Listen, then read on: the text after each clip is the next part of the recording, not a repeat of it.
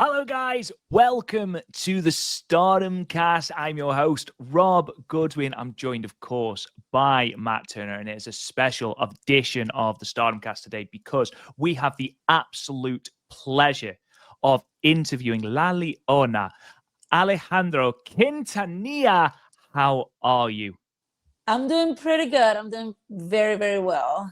How about you guys? How you guys doing? Doing all right. Doing all right. Matt, what about you? I'm excellent, my man. No sense of complaining. You know me, bad days don't exist. I'm really excited to do this interview. I know this is something we've been trying to get a hold of for quite some time, and Absolutely. we have to give her thanks. We have to give her flowers. Big thanks to not only friend of the show, but friend in general, Allison Danger, for helping us set this one up. Awesome Because woman. Allison is an absolute gem and a trip and a sweetheart all at the same time. Yes. She absolutely is. First of all, before we start anything, first of all, happy belated birthday. I believe it was your birthday at the start of October. Is that right? Yes, October 4th, actually. So a little bit over a week ago was my birthday. Congratulations. But also, congratulations are in order. I believe you are the first ever women's Triple Crown champion in River City Wrestling. Is that right? That is correct. That's very much so. I was very surprised and very happy when that happened. And I wasn't aware until I won the championship that I guess I'm the first ever Triple Crown for RCW here in San Antonio, Texas. Yeah, first ever women's tag team champions. Is that right? Yes. Right. Okay. Well, congratulations then. And there's going to be lots more congratulations as we work our way through this interview because, again, there's so many things that you've done that are first that are pretty incredible. But before we get into anything, I just want to sort of get a little bit of a grounding on what your history is with pro wrestling. Obviously, I believe you're from El Salvador. What are some of your earliest memories of wrestling? What were your sort of the wrestlers you liked, the matches you enjoyed? Give us a sort of a sense of what that was like. So I want to say my first memory that I have vividly of professional wrestling was late at night. My sister was up watching TV. You know, I don't know the look. You just see dark and you just see the bright TV. Yeah. And I asked her what she was watching, and it was actually wrestling. It was WWF at that time, and uh, and I just see Triple H and The Rock and Stone Cold Steve Austin, and honestly, I was hooked from that moment on because I like sat with her and watched it. And growing up in El Salvador, I remember my grandma was like, why are you guys watching those guys in underwear? And like, that's not what you guys need to be watching. And I was like, well, I don't know what to tell you. It's fun. And I remember getting scolded by my grandma for watching wrestling, but that was, I want to say, my first memory very vividly that I remember walking into the living room, seeing The Rock, Triple H, Stone Cold Steve Austin, China, and that's where the love for the sport started. Yeah, China is a huge influence on a lot of people. Big up China. So in terms of like wrestlers that you sort of gravitated towards, obviously you've mentioned The Rock and Triple H and obviously Stone Cold Steve Austin, who I think is an inspiration on a lot of people. Sort of as you went through your sort of love of pro wrestling, was there someone in particular that sort of made you think, do you know what? I don't just love this. I'm going to try this. I'm actually going to have a go at this as a profession. It was honestly China. I did, when I was a kid, I did believe she was the ninth wonder of the world. To me, she was just, I don't know, strong, incredible. Like I almost like was the type of person that I was like, oh, I'm gonna grow up and be just like her, you know. I don't know, or I need to like lift weights. I don't know. I remember seeing her very much like, you know, what they call her, the ninth wonder of the world.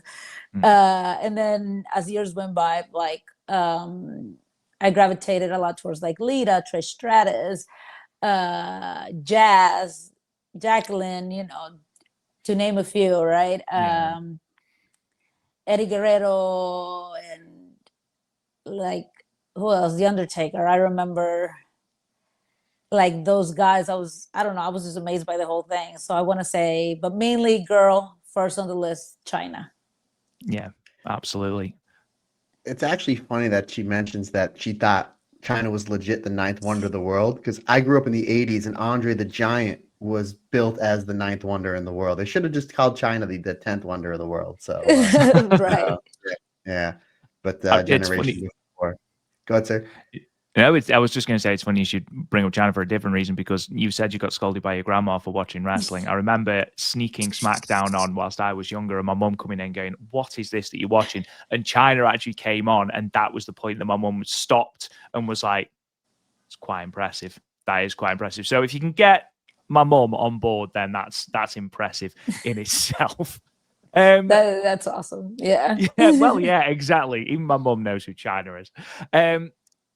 In terms of like back in El Salvador, what is there like a wrestling scene in El Salvador? Is there much in terms of like independent promotions in El Salvador or anything like that? Unfortunately, there's not a lot of wrestling back in El Salvador. There's only one promotion that I know of, and it's the one that I've worked the times that I go back to El Salvador.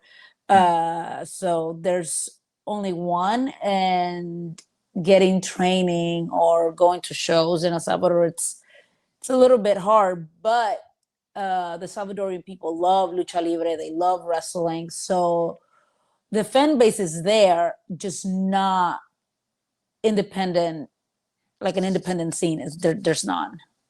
There's not really, so nothing really like local that they can gravitate towards. Not really. I believe the promotion that I work for has run shows, but when I go to El Salvador, they actually make a show for me to wrestle on. Wow. Okay. So that is incredible. Yeah. You drown the house. Yeah, absolutely.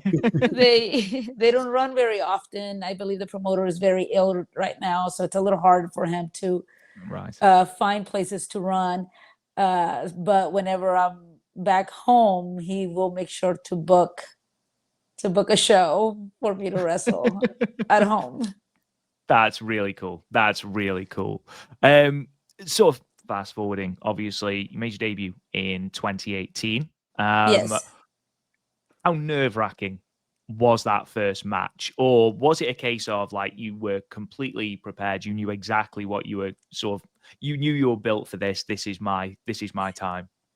So it's such a crazy memory and emotion that time, because physically, I believed I was ready. Like physically, I had done training. I, physically there.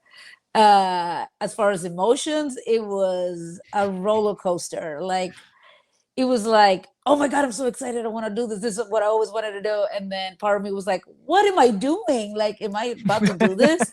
Like it was literally like that. And I remember when I make my entrance. So, but it was until I was standing on the apron where it like hit, like where it like set in that I was about to have a match, and my family was there watching. And I was like, oh my God, because it was in a small promotion. Well, not like, sorry, it was for the training facility that I first started at. So it was like their student show, and it was very small. And I remember thinking like, oh my God, what is my family going to think? Like we're in this tiny little venue. There's not a lot of people in the crowd. But I was in the apron, and oh my goodness, I thought I was going to pass out. Like I believe I got pale. I felt like I was like dizzy. My heart is racing. But then once you go through those ropes, then the match went great, and I was fine, and my family was really happy. But it was such a roller coaster of emotions, from good, bad to the ugly.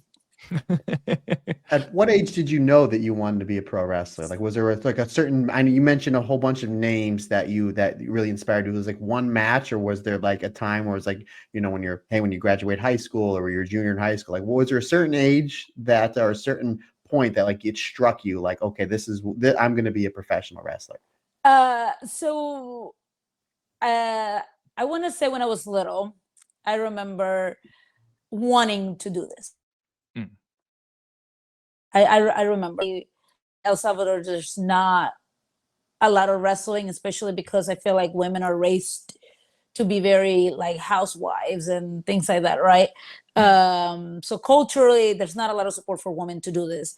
And here I am, a little kid, a little girl who likes wrestling. I'm very tomboyish and all that. But since there's no resources, when I was in El Salvador, as much as I wanted to wrestle, I quickly told myself that I wasn't going to be able to do it because the resources were not there. So I was able to know that very early on. So, you know, I moved to America. I was still a fan. I was still watching. I went through teenage year where I wasn't really watching wrestling. And it wasn't until like when I was like about 20 to 23 or something like that, that I was hanging out with my brothers and my brothers were watching wrestling, sat down with them again, and I was like, oh my God, I love this. I forgot how much I love the sport. And then I believe I can't remember. I was like 23, like I said, 23, 24. I was doing journalism in college. And I had the opportunity to go to a Monday Night Raw. And then later, I did an interview where Stephanie McMahon was part of it. And I want to say, meeting her, seeing the show, going to WrestleMania in Dallas in 2016, that was the most defining moment where I was like, I want to do this. I believe I can. I want to. And it became like, I just got to do it. It became this, I just have to. Yeah, I can completely understand that. We went to WrestleMania this year, and the pomp, the circumstance, like all of the pageantry and everything that goes along with it, it's impossible not to get caught up in it.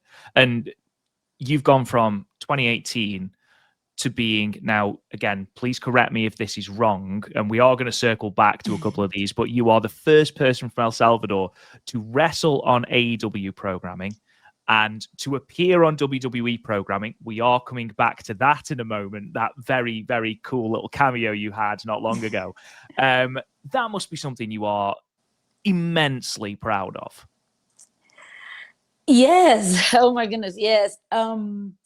When I started training or when I started wrestling, I never thought that this was things that I was going to accomplish, because I'm still very happy in wrestling. I don't know how to describe it, where everything is like, it's exciting. Everything that I do, from the smallest shows to the biggest shows, everything to me is incredible because I just love the sport so much and I'm having so much fun being a wrestler.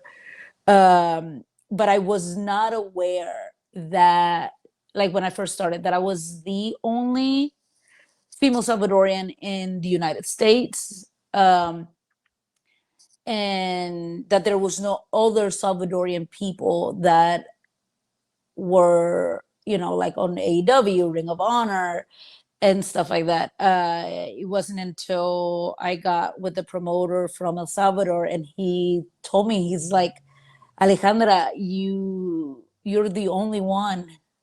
I was like, what?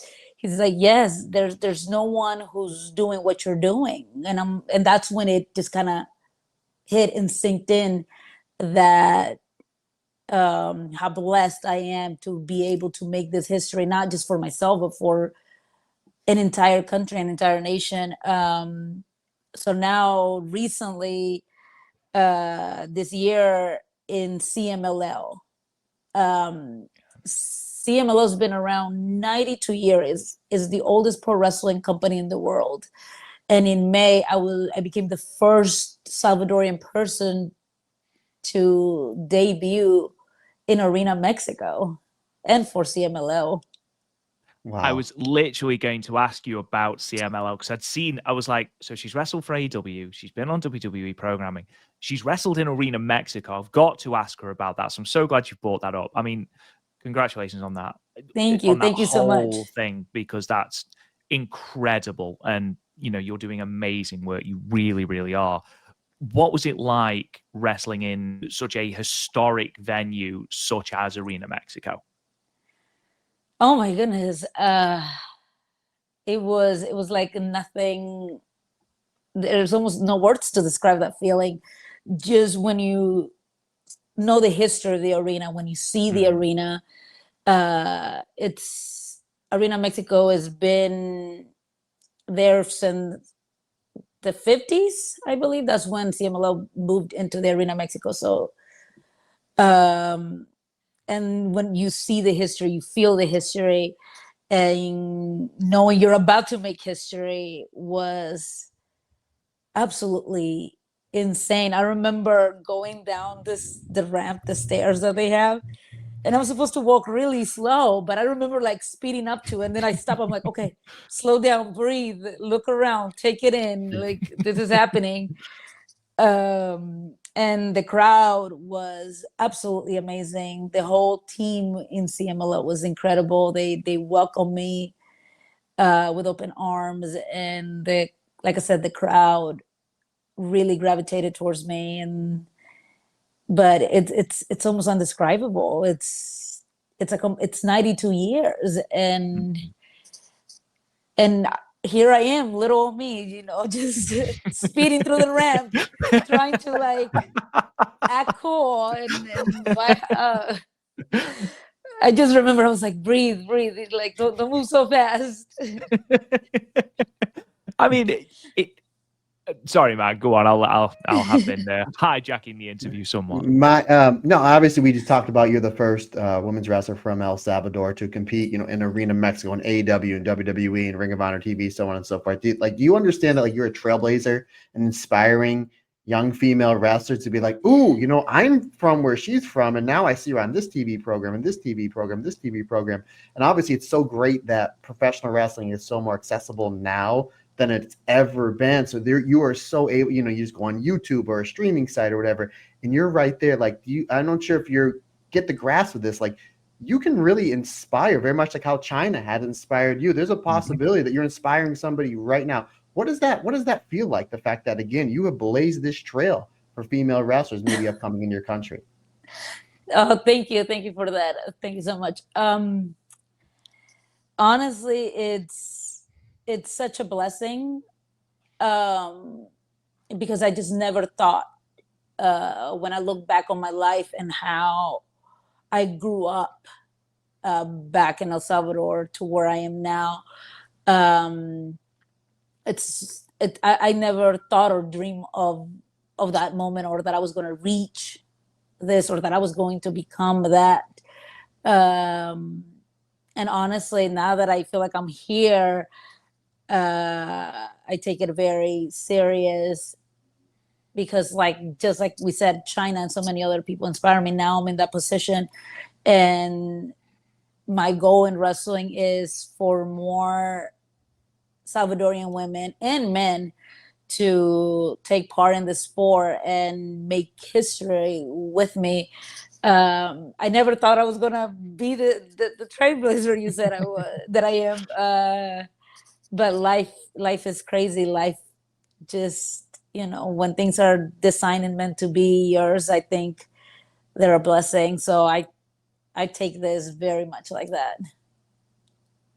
I mean, it's honestly, like I say, and like Matt says, it's incredible. I mean, I knew obviously about the first El Salvadorian to be on AEW and to feature on WWE programming, but I didn't realize that you were the first to be in Arena Mexico as well. Which, again, considering 92 years the promotion has been running, that's quite a feat in itself. And I know this might seem like a stupid question, but considering it being steeped in the amount of history that it is, I'm assuming that Arena Mexico is your favorite venue that you've wrestled in so far.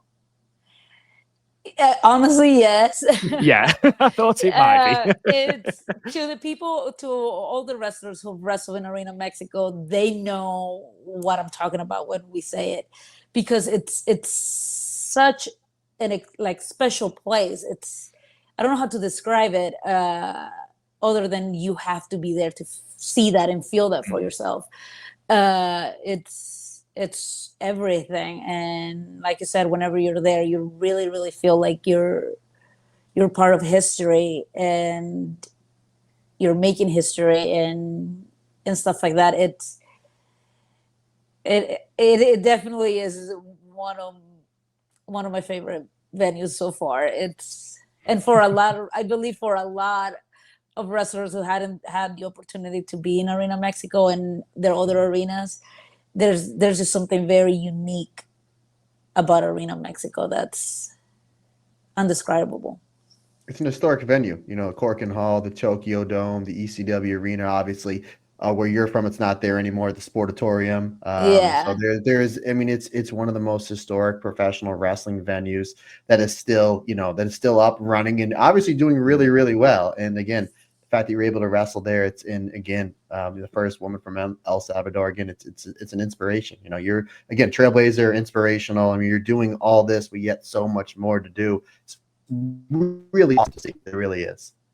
I always say you get into life what you put. You get out of life what you put into it. Clearly, you put so much passion and love into professional wrestling, and now you're able to do all this, and obviously so much more on deck as well. Thank you guys so much. Oh my goodness. Sometimes I don't believe, like, I don't know, because it's crazy what I've done. So sometimes it's hard to hear. Like, not that it's not hard to hear it. It's because you're in the middle of it, so you don't know. Like Yeah. you're in the middle of it, so then it's just like, oh wait, yeah, I did do that. Like you don't realize because you know that old saying, you can't see the the forest from the trees because you're in the middle of it. But again, you take a step back, you see everything that you're doing, and obviously Rob does such a great job with the research, and we've wanted to have you on the show for such a long time, and then it's just like, yes, this is somebody we need to get on for so many different reasons. So it's awesome to see. It's awesome to see. Thank you guys. Thank you. No problem. Honestly, like I said, it was so incredible doing the research for you. Let's talk then about sort of AEW. Let's pivot from CMLL to AEW. Dark matches against both Red Velvet and Marina Shafir, and wrestling Nyla Rose on Ring of Honor TV. How did those matches come about, and sort of how did it feel wrestling for sort of quote unquote a bigger TV company as opposed to the shows that you'd been wrestling for before? Oh my goodness. So I remember, I don't remember how it was. I remember I was in Minnesota. I was doing a tour in Minnesota, and then I get a message from Thunder Rosa. And Thunder Rosa is a dear friend of mine. I love her so much. She's helped me so much in my career. So I was shouting her out. So she messaged me on no, she called me. Sorry, she called me, and she's like, Alejandra, they're trying to reach you. They're trying to get a hold of you, for you to go to AEW. And I quickly did it. I quickly replied, and I went. And it was a lot of fun the first time that I was there when I wrestled Red Velvet. Cody was still in the company, Cody Rhodes, and he happened to be my coach for the match. And just kind of talking to him, and then seeing my name scheduled to have a match, and me and Red Velvet, that those tapings, we were the first match. So that on itself, it's a different feeling now. Now I'm about to wrestle. Now I'm wrestling pretty much essentially in my home away from home, right? And opening the match, it's such an incredible feeling. I love being the first match sometimes, because the energy, you kind of set the pace, you set the mood for the rest of the show. So me and Red Velvet did that night. First match, I just remember being like, my feeling is different because I'm so excited. So I feel like I'm just focused on the excitement more than anything. Sure. Yeah. So when they're like, all right, we're about to start on, are you ready? And I'm like, yeah, let's go. Like, let's do it. And then I got to, get in character. But at the moment we're like, you ready? I'm like, yes, let's go. And I remember there was a moment in the match when I'm doing the back rake, or the claws, what I call, to Red Velvet, and I'm looking at the crowd and I can see myself in the big screens. Oh wow. And I can hear the people cheering my name because they're very excited for me to be there. And that's, I think, like one of those moments, very rare moments, where I'm in a match and I have those tiny little seconds to focus and take everything in. Because usually it doesn't happen very much when you're going and moving and this and that. But I remember that very clearly, where I was like, oh my God, as I'm clawing the back of Red Velvet, I'm like, this is really cool. I'm really doing this. This is amazing. It's me. Look at me on the TV. Wait a minute, I know that person. Yeah, I was like, oh, there I am, and I'm just clawing her back. But it was a great moment, and it was absolutely awesome too. Where did And the in fact, inspiration from? Oh God, I'm sorry. it's sorry. In fact, the claw moment, I remember Cody Rhodes asking me. He looked at my hands. He was like, "Oh, your nails are really cool." And then I was like, "Yeah, I kind of scratch people in the back." He's like, "Oh, that's awesome. I'm gonna make sure the cameras catch that." So when I'm doing it, they were right there too. That's. I had no idea that Cody, like, obviously secured now WWE champion, like face of the company and whatever. And obviously, when he was in AEW, I know he was a executive vice president or whatever the title was. I had no idea that he was sort of very much hands-on approach to matches and everything like that. So, was there any advice he gave or anything that sort of you took away from that match with Red Velvet from Cody? It was honestly a very positive experience getting to work with Red Velvet, because I haven't met her before, but that was her first time wrestling, and the chemistry was there. And like I said, I can't remember exactly what Cody said, but he was like, "Keep scratching people. That's cool." So now that advice. when like the little chances that I get when I see him, he's always like, "You still got the claws?" And I'm like, right here. Where did the inspiration come from? Because that's kind of like your signature, the whole claw thing. Like, was there you were watching like a cartoon or a movie or a wrestler? Was there a certain thing that like, ooh, I'm going to use that into my character and get it over? And clearly, it's getting over. If again, Cody Rhodes, the face of the biggest wrestling company in the world, is like, keep clawing, kid. Yes, it's funny. Well, I'm very, as a Latina woman, I'm very wild. Growing up in El Salvador and the circumstances that I grew up with, and also my hair made me the lion that I am now. And I'm also very girly, so I've always been into having my nails done. But I remember when I first started training, I used to break them all the time. So I was like, let me chop my nails off, learn how to wrestle, and then once I figure it out, then we bring the nails. And then people, you always tell me, like, your nails are so sharp, they're really sharp. And I was like, all right. Now I'm scratching people's backs. So I was like, you know what? Because people used to tell me they're like little weapons that you have in your hands. And I was like, yep, they are. So Absolutely. now they're part of the arsenal. It's a good visual, and it could be a really good T-shirt opportunity. You get some like a comic book artist that'll draw you like as like maybe like a Wolverine or a Sabretooth with that. Yes. You can throw that in as well. You know. Oh yes, most definitely. I'm gonna look into that. Thank you for the idea. See, we're really good when it comes to merchandise. We're either really, really good or really, really bad. There's no in between. Yeah. We're coming ideas. We veer wildly on both ends of the spectrum on that. Awesome. Obviously, Red Velvet, you then wrestled Marina Shafir on Dark later. How were those two experiences different? And obviously, the matches I know were quite different. So, what were the differences like?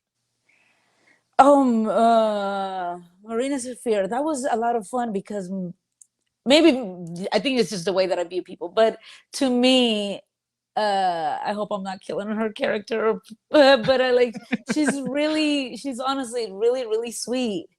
She's really kind, she's really sweet. So I believe that match was added kind of last second. It was like very or later, they told us about the match later. And I remember I was like, oh, I see my name. I'm like, all right, cool. Now I got to find her. And she was looking for me. And I can't remember exactly how the conversation came to be, but she's really strong. So so putting the match together with her, she was like, whatever you want to do. She was like really sweet. She was just like, yeah, I'm okay with everything. Are you okay with that? She like I said, she was very sweet like that. And when we were in the ring, I realized how strong she is, because there's a moment that I like full force jump on her and she caught me and then popped me up like nothing. I was like, wow, this person's really strong. She can seriously do some damage to somebody. She's one of those people that I get in the ring, and it's not until I get in the ring that I realize their strength. Especially because, you know, in the back, she's the kindest, sweetest person ever. And then we're in the ring. I'm like, oh my goodness, I'm in danger, right? the Rolf, I'm in danger.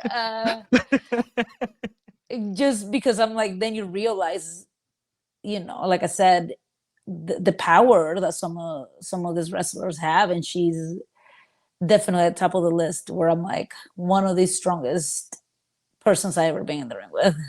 Yeah, Allison has told me on camera, it's on one of the last interview I did with Allison, that not only is she a sweetheart of a person, but she's really good at making bread. So she's a really good bread maker. That's it sounds like her when we met her. We get all the great information over in the Stardom Cast, don't we? That's all amazing. Of the breaking news, Marina Shafir, expert bread maker.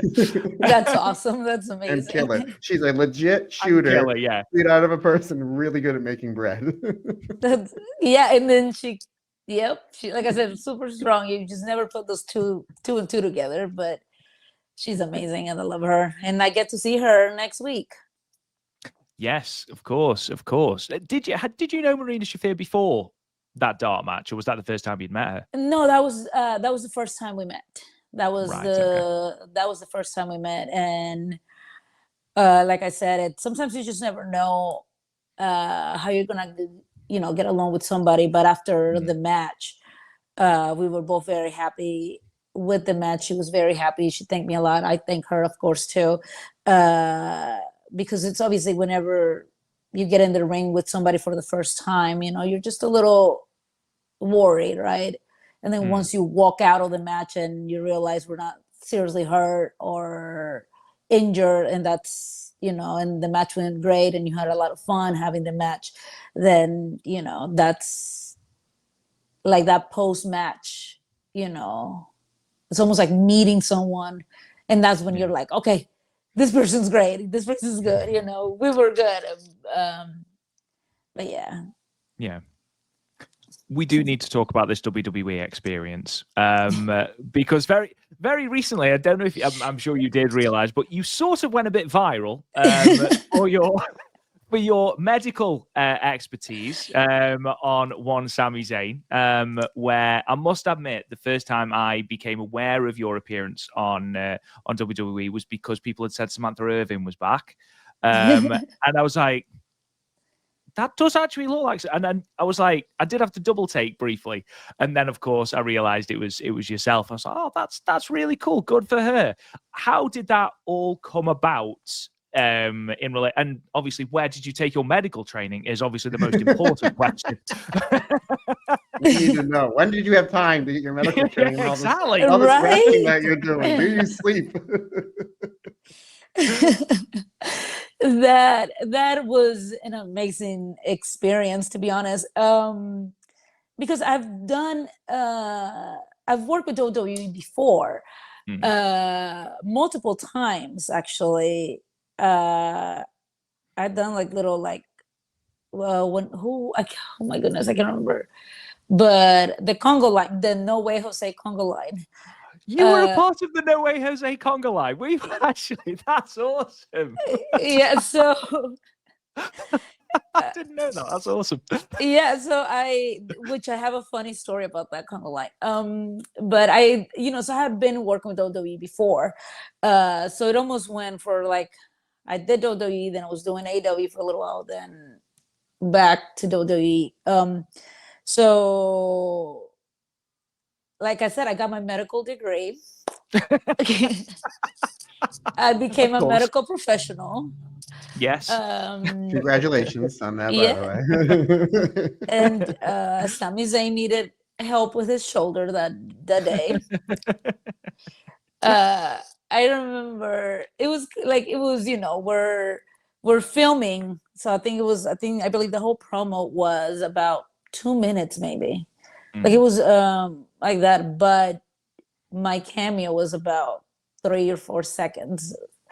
And so we were done filming, and I grabbed my phone, and oh my goodness, like it was like instantly where I was like, oh my God, and people were text messaging and tagging me. And then I was like, wait, like we just finished filming, like this just aired. And that's when a friend of mine sends me this screenshot from Twitter that said Samantha Irving is back. And I remember it. I retweeted it, and then I was like, that's very interesting. The crazy part is that's not the first time I've heard that I look like her. Oh, okay. No, in fact, throughout her career in WWE, people will always tell me, I was like, you look like her, right? And I was like, do I? I don't know, but I remember one time, when you're late at night scrolling through social media, right? I'm just scrolling and I see a picture, and I had to go back, and I was like, when did I take this picture? And then I was like, oh wait, that's not me. I was like, that's Samantha. Like I just quick glanced at it. I was like, oh well, I can see why people now, because I got confused for a split second. Yeah. I get it. So yeah, up to that point, I've heard that before. But now, everybody saw it and noticed it too. and it was amazing, honestly. Samantha is a beautiful, very talented girl. So I was like, well, yeah, I guess we do look the same. I'm yet to meet her. I want to meet her so I can get a picture with her. And just kind of break the internet again. Break the internet. I was just going to say, absolutely. For a good couple of hours, you broke the internet. Absolutely. Yeah. Come on, we need to know this No Way Jose story now. Oh my God! So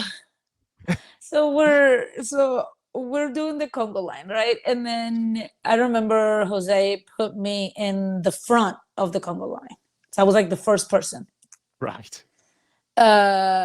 And we're supposed to be hyped and bouncing and all that, right? The girl, and we're supposed to be holding on to each other's shoulders. The girl that was behind me accidentally steps on my shoe, so my shoe becomes loose, right? But we can't stop moving, so we're just kind of like bouncing, and I can feel my shoe sliding off. So it's not until we make it around the ring where she steps on it again, and this time my shoe comes completely off. And we're all in line, right? And we're just kind of hyping the crowd. And I remember it was like, my shoe fell off. My shoe fell off. And I'm trying to sneak look, and I can see my shoe. It was around the corner, very close to commentary. And I was like, what do I do? I was like, I can't leave my shoe. And I'm just, in the meantime, I'm still doing this. I was like, I can't leave my shoe there. So I remember sneaking behind everybody and still jumping, grab my shoe, put it on, and then bounce back. And they're like, all right, you guys can go now. And I'm like, okay. But I was like, I can't leave my shoe there. And then I don't know, but I just, like I said, what I remember is being just my shoe. I need to look at my shoe. Now, trying desperately to try and get to a point where you can be just sneaking behind Jose. Yeah, and then I was just kind of like this, and I remember seeing everybody. It was just I'm quickly to snap my shoe back on, and then jump back in line, and just kept. Do you still have these shoes? Because this is something that you might be able to sign and throw up on eBay. Do you still have these shoes? I will have to look through my closet. I didn't even think about that, but that's still a memory because I have the clear vision of like looking behind the conga line and seeing my shoe just hanging there, and then just be kind of. It's another shirt idea. Absolutely, there you go, another shirt idea. It's very impressive that you managed to style it out. So obviously you've done the No Way Jose shoeless conga line. Obviously have been a medical professional for Sami Zayn. You said you've done other bits with WWE. What sort of other sort of shots have you done with WWE? Like I said, just like those cameos that you saw, and another little fun fact about that, right? It's there was two very reasons why that also went viral. A lot of people, I believe in America, remember because I look like Samantha, right? Yeah, and sure. The Latino community, it became viral and it became big news in El Salvador and a lot of places in Latin America because I was the first Salvadorian to appear on Monday Night Raw. So it was a crazy thing from like it went viral for two different reasons. But like I said, and then I think the last appearance that I had was in July for SmackDown. Once again, medical, taking care of people. There you go. When you've got the skills, when you've taken the time to get that medical degree, you might as well put it to use. Exactly. Yes.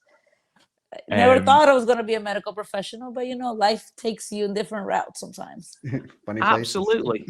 Who knew that wrestling would be your gateway to the medical profession? Who knew? Exactly. Who knew? So from WWE, from AEW to WWE to Tokyo Joshi Pro, because you were a part of their very successful US tour in Texas, where you wrestled Mika Miyamoto.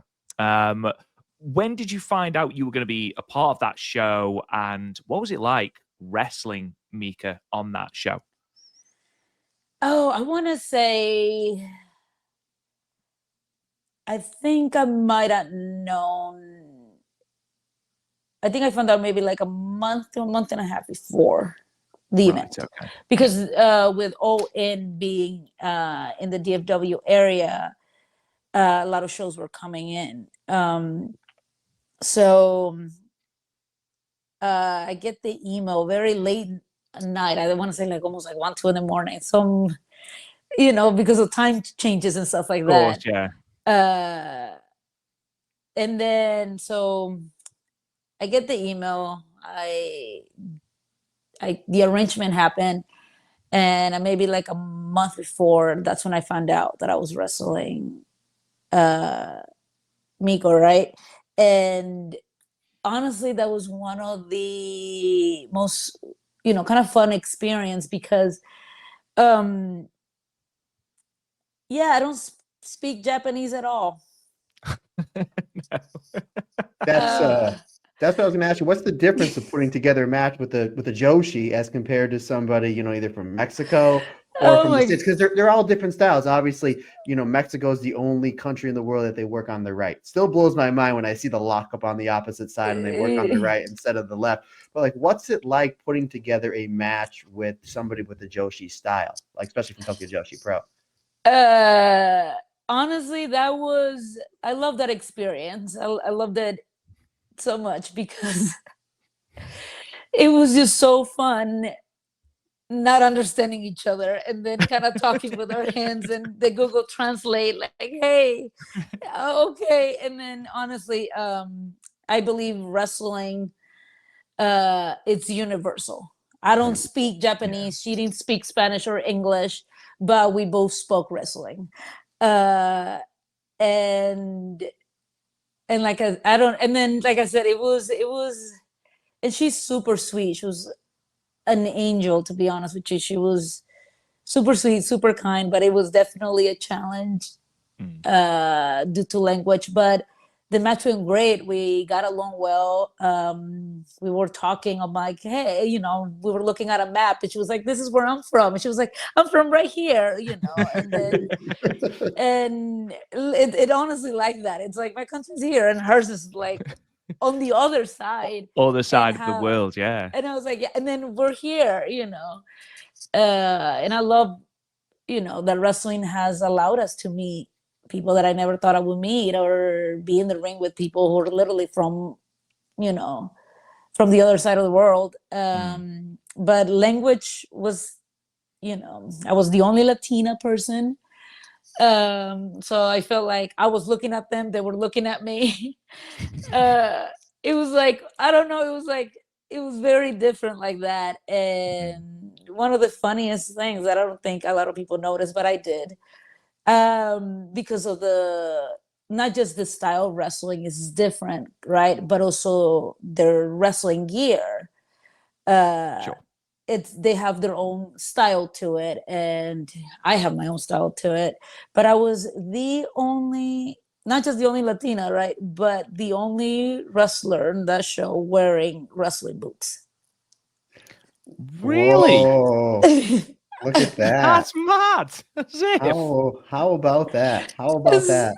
And like, I didn't realize it, but like I said, I was looking at them, they were looking at me.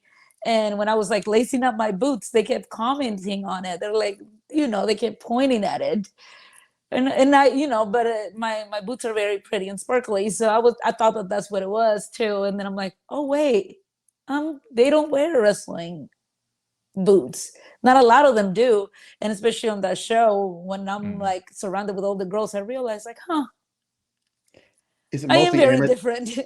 Is it mostly amateur wrestling shoes? Is that what Yes, they're and wearing? yeah, that's what they mainly wear with the kick pads. So especially in this show, like I said, I was the only wrestler in the entire card that was wearing actual wrestling boots. I thought, for some reason, I thought that was just It helped you stand unique. out. Like, It helped you yeah, stand out. It helped you stand out. at least to me, I'm like, huh, I'm like the only one wearing wrestling boots. That's when I felt like, oh my God, I'm like in almost like how wrestling, it's so different depending on where you're from, or you know. Yeah, at the end of the day, it's all wrestling. I always say, you know, it doesn't matter. Wrestling's like Yeah. ice cream, whether it's Rocky Road, chocolate, vanilla, strawberry. At the end of the day, it's all ice cream and it's all great. Obviously, that match you had in Tokyo Joshi Pro in Dallas got a massive reaction. What was after your match was over? And it was a really excellent match. After the match was over, what was the reaction from the people over at Tokyo Joshi Pro? Were they happy with it? And is there any plans to bring you over for a tour or two? Because I know there's a lot of matches I would love to see you wrestle in Tokyo Joshi Pro. Shojo Nakajima, please. Miyu Watanabe, Yeah, please. Miyu Yes. Watanabe Okay, is the oh one. yes. Yeah, That's the one. Yeah. there's a lot. Yuki Arai. I mean, literally, it's like Yes. I watched that match a few weeks ago, and I just watched it again just today, just to get me familiar with it. And we've actually been doing a lot more watching of Tokyo Joshi Pro. I'm like, she would fit in really well with her and her and her and her and her. I think your style and where you're at right now, I think you would fit in perfect with Tokyo Joshi Pro. So, you know, if there's any plans to bring you back to Tokyo Joshi Pro in Japan properly, and is there any other wrestlers that you would like to work, either teaming with or on opposite ends of the ring with? Oh, thank you for that. Yeah, so post match, and not just with everyone involved, TJPW, right? But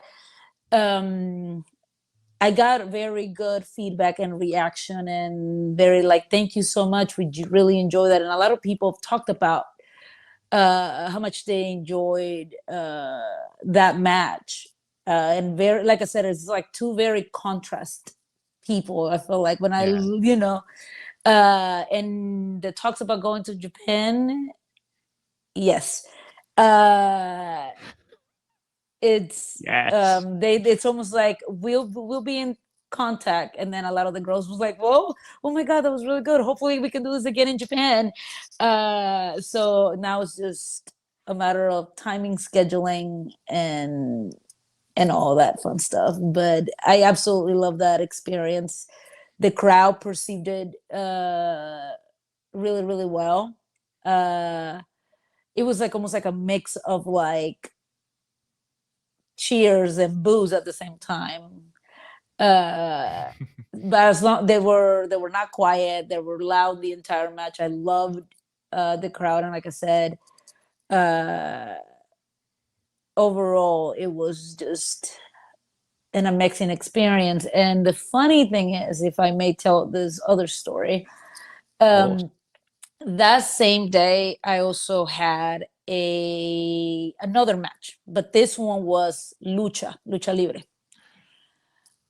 So I went from wrestling,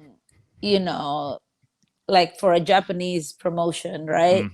To now, that's later that night, to a lucha libre company.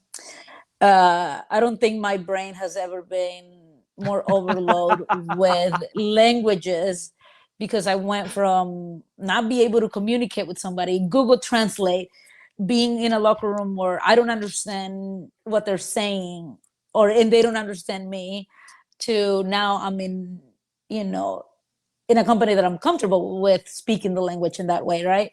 But I also had to translate for some of the other girls who don't speak Spanish. Right. So my brain was like, I just went from not being able to communicate to now I got to communicate, translate, talk. And I'm like, so I was on language overload that day.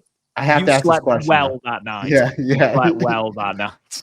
I have to ask this question because you literally just said you went from working a Joshi Puro style to a Lucha Libre style. Obviously, you wrestled the American style and American TV style.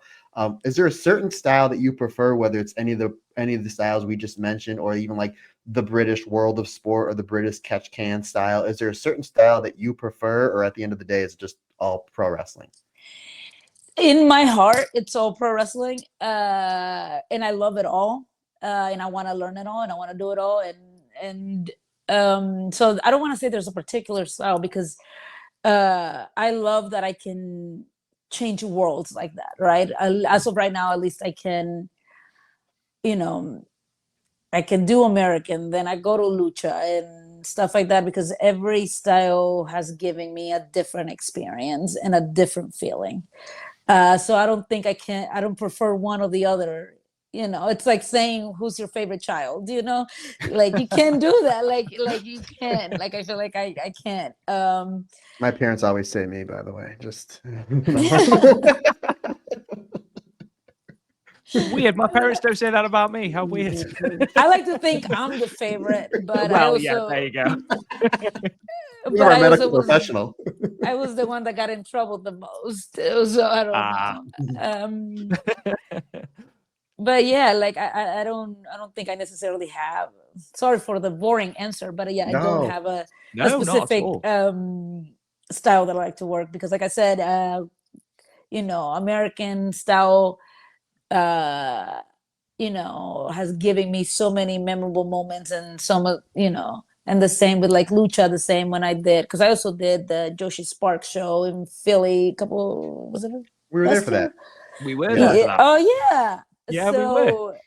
So like I said, every style, every show, and the styles and shows that I've been able to work, like I said, every experience is very unique. The lucha crowd is unique in its own way, and it feels very much like home, because as a Latina woman, more Latino people, just kind of feels a little more like that. And in American crowds and stuff like that, the appreciation from people, it's you can't, like I said, I love it all. and everything is amazing to me. A lot of passion from her. She loves pro wrestling, like the rest of us, which is awesome. Which is, again, it's only going to help move the sport forward when you have great, passionate, talented people like yourself that are wrestling every single style imaginable, because you just want to learn it all. So yes. So moving on from TJPW, we're now going to go to TJ Wilson, which I think is the greatest transition I've ever done. You were obviously just like... That was very smooth. Yeah. Genuinely, I'm really proud of it. I mean, I've ruined it by saying how proud I am, but you were obviously recently in the Hart Dungeon with Natty and TJ Wilson. How was that experience for a start, and what was the biggest thing you took from that as well? Like I said, I'm in love with it all. So it was amazing. It's crazy because I always go back to when I was a little kid. I never thought that I was going to be in the positions that I am, or that I was going to meet the people that I did, or that I was ever going to get the opportunity to train and learn from people that I've admired, like Natalya Hart. She's a legend. She's a goat. I've been following her career for years, and she's like an idol to me, you know. Uh, so I believed I met them. I can't remember the time, but it was earlier this year. And I asked TJ if he could watch my match. That was at Reality of Wrestling over in Houston at Booker T's promotion, where Natalya Hart wrestled a girl named Promise Braxton. And I remember post-match coming over to TJ and asked him like if he had any like critiques or advice or what could I've done better and stuff like that. And he gave me really good feedback, and I asked if I could go to Orlando and train. And he said, yes, you're welcome to come. So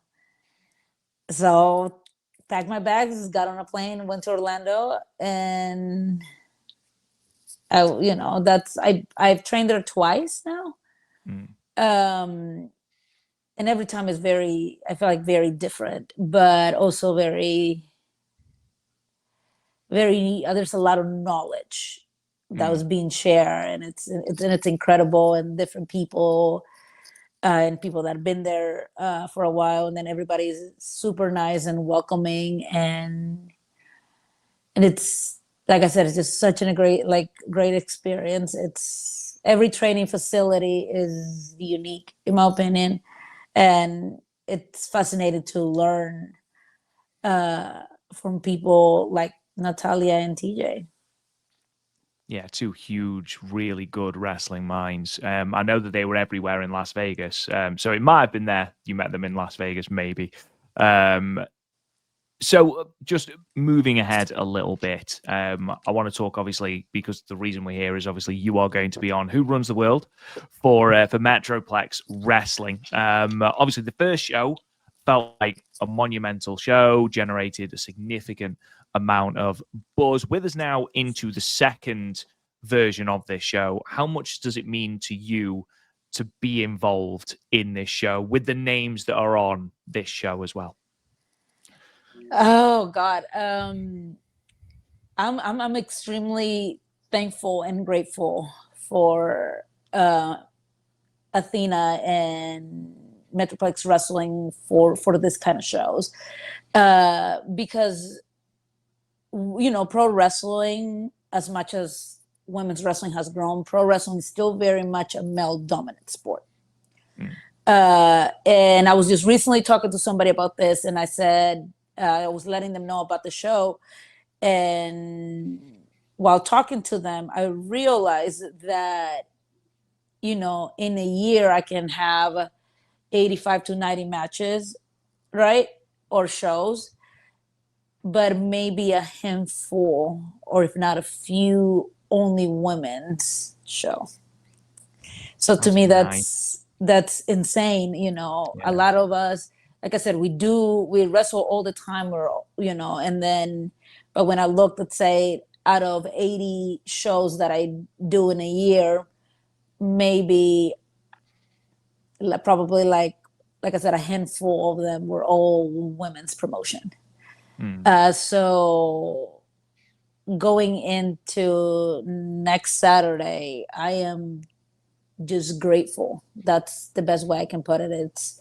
It's women don't get a lot of the platforms still There's a lot of shows that I do where it's still, you know, one woman's match for the entire show, right?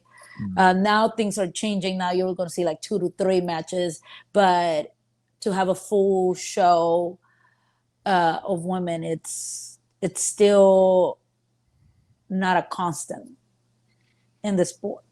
At least in the United States. Yeah, at least in Oh the United yeah. States. Yeah.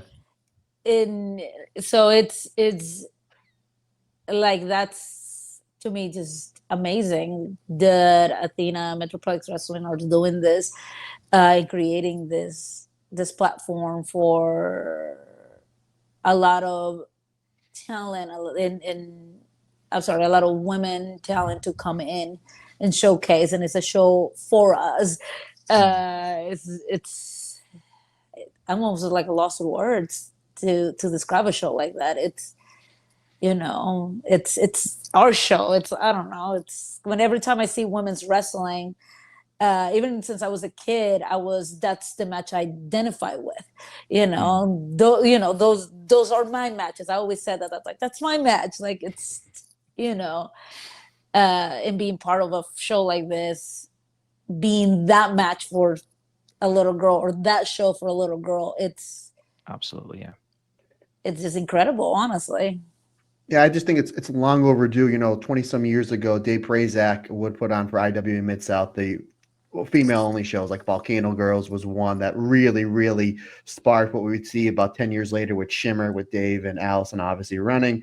Obviously, course, Shimmer, yeah, because of COVID, wind up folding, and now we're starting to see, you know, some more women only shows. Obviously, with Athena's doing with Metroplex Wrestling, you know, Who Runs the World. This is the second installment of the show. The first show, the building was sold out. They had to turn people away. You guys are now into a bigger building, which that's a good problem to have.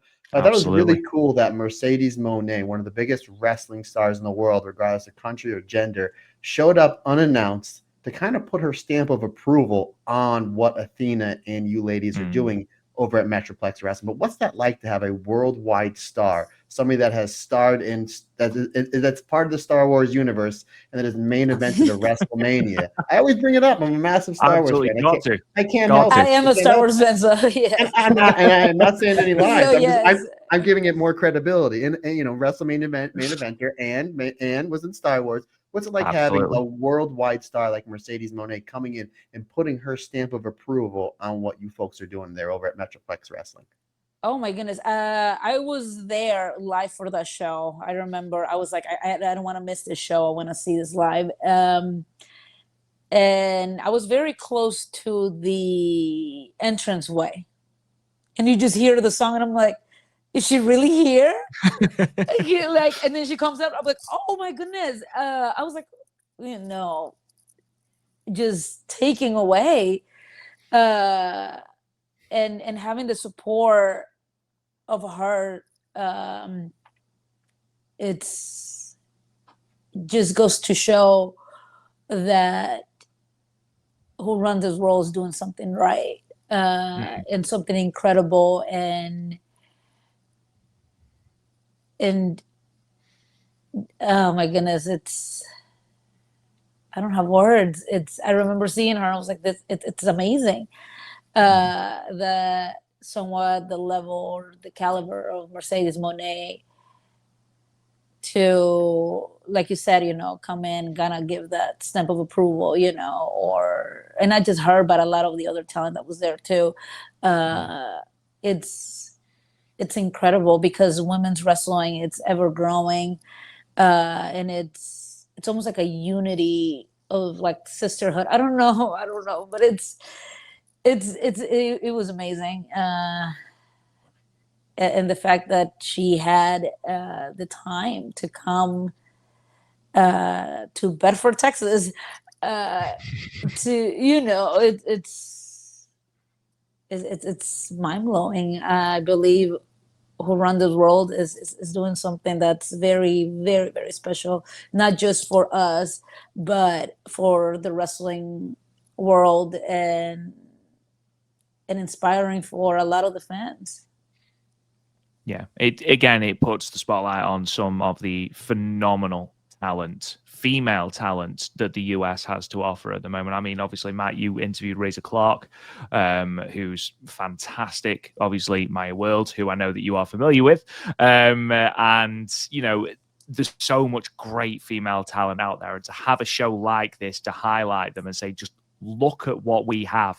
Look at what we have. Look at this platform we're giving is truly amazing. And I hope that obviously we don't stop with just the 2 shows. I hope that this is a regular thing, you know, a regular spotlight, a regular platform to give people, you know, the opportunity to check out the fantastic female independent scene. Because again, it's thriving at the moment. It really, really is. The amount of talent is, I mean, just looking through your sort of cage match, the amount of people that you have wrestled just from Texas. I mean, everyone from Vet Vixen to Roxy, who of course is now Roxanne Perez in WWE, you know, to Maya World, who seems to be blowing up at the moment, you know, obviously yourself doing fantastic things, which we've highlighted throughout the course of this hour. You know, there's so much great stuff, and that's just from one state, never mind everything else as well, you know. And then you put in, of course, Abaddon, Nixon, Newell, all these different people who are coming in. It really is a great time to be, you know, a fan of female wrestling and a fan of these shows as well. Obviously, you yourself are wrestling on this show, Nikki Blackheart. For those who perhaps aren't familiar with you as a wrestler, what should they expect from this match between you and Nikki Blackheart? Oh my goodness. You got 2 Latina women in a ring together. Goodness.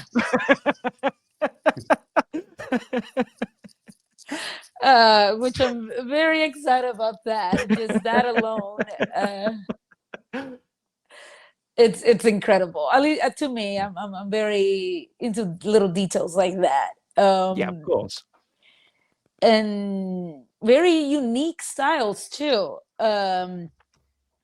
So, like I always said, things are gonna get wild. It's one of those matches where you just don't know how it's gonna be. Like I said, 2 Latina women, 2 very different styles and personalities, clashing together in one ring. Sounds like it's going to be a great match. It's you know, and like from me, always ready to claw people's eyes out. Of course. Always ready to fight. That's always who I've been.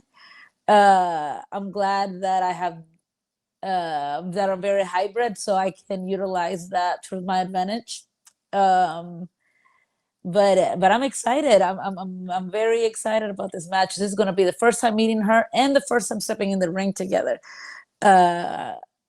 So things, like I always said, things do get wild when I get in the ring. So I know that I don't wanna, you know, I can't say too much because I don't know if she's gonna be watching this. I don't want her to be like, oh, this is what she's gonna do to me. No, I'm just playing it cool, you know. Yeah. I always tell people this. I don't want to give my, you know, my strategies away and stuff like that. No. But I'm very excited. We're both really excited about this match. So it's going to be amazing. Like I said, 2 crazy Latina women in one ring. I mean, what a stamp of approval that is for that match. You know what I mean? If that doesn't make you want to check out this match, folks, I don't know what to tell you at that point, right? What we'll do is, Alejandra, again, thank you for your time in this interview. Honestly, thank you so much. I'm just going to end with a couple of quick fire questions, if that is okay. Yeah, let's go. So, literally, who's your favorite opponent? Oh my goodness, that's not a quick question. Set up with a big one, buddy. That's not. We've already failed at the quick fire round. We only go up from here. Here, Can we do it again? 1 or 2 or 3 or 4. Yeah, you don't have to name one. You can name 3 or 4. Oh my goodness. Okay, let's do top 5. Top 5 favorite opponents. That might be easy. No order. In no order. We don't want to Oh hear my anything. goodness. First, I had to say my best friend, Killer Kate or BK Rhythm on WoW. Tessa Blanchard. Oh my goodness, you're making this hard. How many did we say? Sorry. Yeah, 3 As more. many as you want. As Or many one as you more. want. Roxanne, Roxy, Roxanne Perez. She was absolutely, I loved her. Oh my goodness, I can't think. I love working with Thunder Rosa. It's been a while, so she was definitely one of my favorite opponents. And another one, top of the list, Jazz, the Phenom. Wow. I That's mean, a great list. That's That's a quite the great list. list. Yeah. I will just say. Oh, but I want to say more. I want to say everybody. It's just. She's so nice. It's all right. We'll put a little star next to it and just put everybody underneath. Everybody, that's everyone. Because like I've always had so much fun. But yeah. And I will just say as well, you have a winning record over Roxanne Perez. So if she has a WWE title, a singles title at any point, you have a claim. I'm just putting that out there. She just is. Yeah. They are working a program with her and Stephanie Vaquer. So if she becomes the new champion, boom, we slide it right in there. Yeah, then we just might meet in the ring again.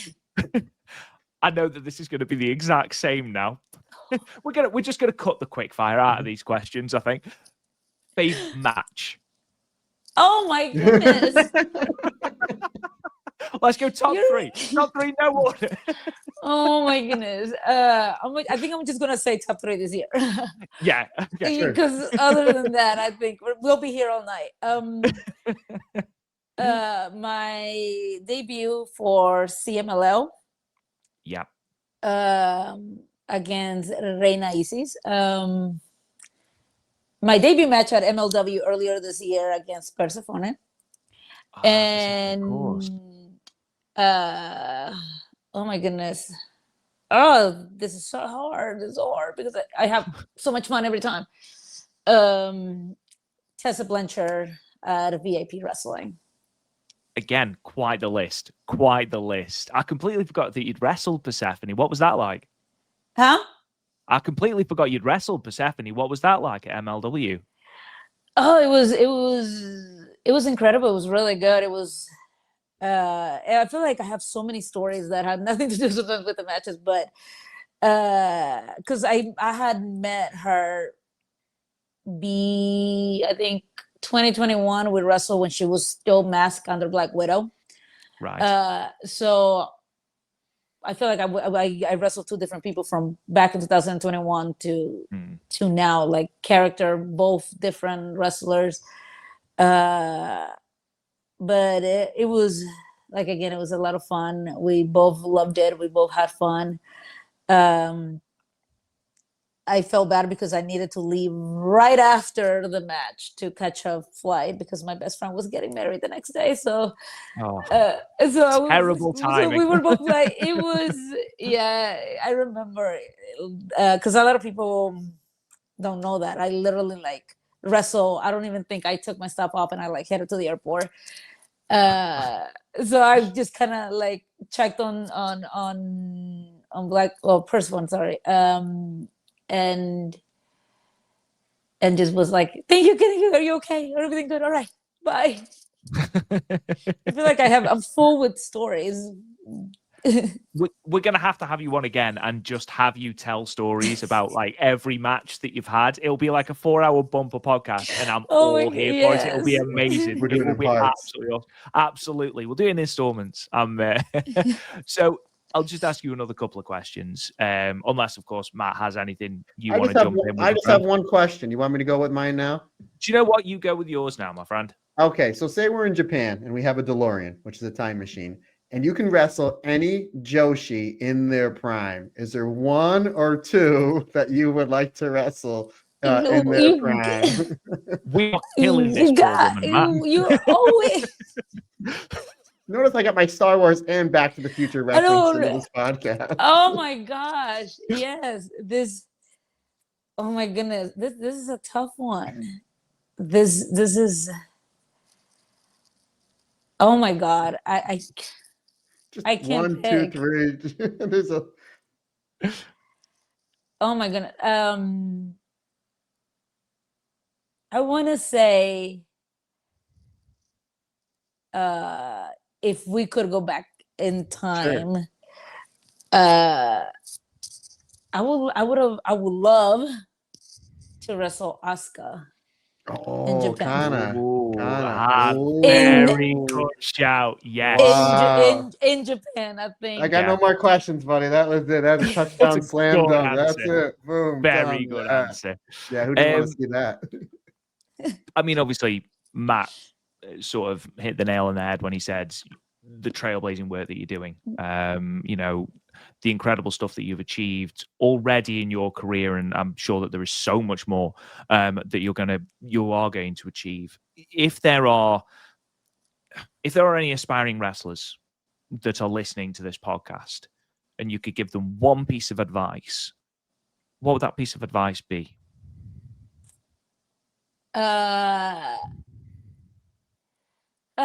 It's what I always get emotional with this question. Every time I got to talk about this. Inspiring words. It's honestly, you just stick with the dream, because you never know where it's gonna take you. And everything is very much possible. I believe I'm the definition of it. Because like I said, I grew up in El Salvador, poor, in a very dangerous neighborhood, and I never thought that I would be here right now, creating history, creating moments, living my dream, and being as blessed as I am. And that's what I can say to them. It's to go after those dreams, to stay with them, because why do I get emotional when I talk like this? Because it's very, very obtainable. It's never give up, and believe in yourself, and continue to achieve greatness, because life will put you and will reward you for your hard work. That's all my. I always get emotional when I talk about this, because I always put myself in that position. I mean, that's pretty much a perfect answer. I'll be perfectly honest. I mean, what an incredible answer. I think we found the title of the episode anyway. Finally, let's end on sort of the future for La Leona. Okay, what has the future got in store for you? What are some of your goals and ambitions for the end of 2025 going into 2026? So I feel like my goals in my career and life always are constantly changing, mainly because I feel that I'm just so happy and grateful for everything that I, get to have.